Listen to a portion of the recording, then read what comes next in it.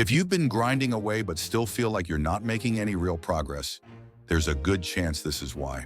When I first started out in my career, I was obsessed with self-help books. I read everything I could get my hands on. Seriously, anything with a motivational quote or a productivity tip, I was in. But here's the crazy part. Nothing in my life actually changed. That's what this video is about. Why all that effort didn't translate into results, and more importantly, what you can do differently. So let's think about life like climbing a mountain. A lot of people are out here searching for that perfect trail up, but from what I've seen, there isn't just one way to the top. There are usually several paths you could take. Some are direct but steep, others are long and winding. Either way, no path works if you keep jumping from one to another. That's the trap. You see another trail and think, oh, that one looks easier, and you switch. But what you don't realize until you're halfway in is that it's way longer or way harder in a different way. Every time you switch, you basically reset your progress. What really matters isn't finding the perfect path. It's committing to one and staying on it. You need conviction in your strategy more than you need the perfect strategy. Think of it this way. The goal is to reach the summit, right? That's your mission. But your strategy? That's how you plan to use your energy and resources to get there. Your ability to stay focused, follow through, and not get distracted, that's what determines whether or not you actually make it. And honestly, most people already kind of know what to do. Like if I said, get in shape, you might not be a fitness expert, but you probably already know you should stop eating junk and start exercising. You don't need a doctorate to figure that out. Same goes for building a business, growing on YouTube, or learning a skill. People aren't usually confused. They just don't stick with it long enough to win. That realization hit me hard. I kept thinking I needed some magical blueprint, like the ultimate strategy that would guarantee success. But what I was really doing was just overthinking, what I now call the fallacy of the perfect pick. It's when you're constantly hunting for the perfect option, so you end up choosing nothing, or worse, starting over again and again. Here's a real example from my life. There was a time when I was running 9 different businesses. Yep, 9. I had a dental agency, a chiropractic agency, a launch business where I was flying out constantly, and I even had 6 gym locations running at once. And guess what? I wasn't making money. We had revenue, sure, but I was stretched so thin that I couldn't focus on any one of them long enough to make it work. I was just barely staying afloat, constantly stressed, constantly reacting. Looking back, it's obvious what the problem was, but at the time I couldn't see it. I thought, maybe I just need a new model or a better offer. I didn't realize the issue wasn't the plan, it was the lack of commitment to any plan. It's like that Yiddish saying, your nose is right above your mouth, but you still need someone else to tell you your breath stinks. Sometimes you need an outside voice to call out the obvious. If I could go back and talk to that version of myself, I'd say, dude, you don't need another strategy. You need to pick one and actually see it through. The truth is, you can beat almost anyone in almost anything if you're just willing to stick it out longer.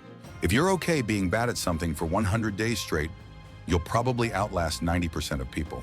The bar is low, not because things are easy, but because most people quit the second it gets tough. That's why most people lose.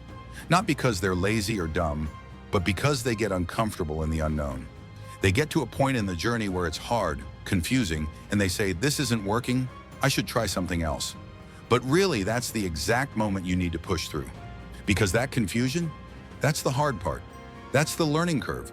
If you switch paths now, you've got to walk back down the mountain and start a brand new climb, over and over. So what happens is, people end up stuck in this loop. Start something, hit a rough patch, quit, start something else. And sure, maybe they're great at the first few levels, maybe they can hustle their way through the easy wins, but the moment they hit level 4 and it gets real, they bail and reset again. That's why people stay stuck. They don't realize the uncertainty, the confusion. That's not a sign something's wrong. That is the path. Success doesn't come from switching strategies every time things get hard. It comes from staying in the game long enough to figure it out. Now let's say you are sticking with something, but it still feels like nothing's working. What then? It's usually one of 3 things: culture, talent, or training. Let's break that down. Culture is all about what gets rewarded and what gets punished. In your business or team, what do people learn to repeat because it's reinforced? If someone shows up late and no one says anything, you've just told everyone that's okay. If someone crushes it and no one acknowledges it, they won't do it again. Culture is built by what you tolerate and what you celebrate. Then there's talent. Are the people around you even capable of executing the plan? A lot of businesses don't grow, not because the plan is bad, but because the people can't pull it off. And here's the thing, most of us set the bar too low. When I started hiring better people, truly exceptional ones, my results exploded. Sometimes you need to pay more to get someone 5 times better, and that's a deal worth making. Here's how I test for that in interviews. I ask what someone does in their free time. If I'm hiring a videographer and they spend their weekends geeking out over lighting setups or watching editing tutorials, I'm in. If they're just passively into the craft and more excited about, say, playing pickleball on Saturdays, probably not the fit I'm looking for. Lastly, training. Even if someone has potential, they might not have clarity. Like I met a solar company founder who said they were struggling with sales leadership. They had all these buzzwords, accountability, ownership, leadership, but no one knew what that meant in practice. So I asked, what does accountability look like, behavior-wise? He didn't know. That's the issue. Vague expectations lead to vague results. You have to translate big ideas into tiny, repeatable actions. Don't say, be a leader. Say, send a daily check-in, run weekly one-on-ones, review KPIs every Friday. Then it's crystal clear what success looks like. So look, if your plan isn't working, the real question is, are people doing the plan? If not, it's usually a problem with culture, talent, or training. Fix those before you toss your entire strategy. Because in the end, success doesn't require brilliance. It just requires staying in the game, making enough mistakes to figure it out, and refusing to quit when it gets uncomfortable. People don't need to change everything. They just need help seeing the path, sticking to it, and pushing through when it gets hard. That's the real way up the mountain. If this resonated with you, show some love with a like and subscribe.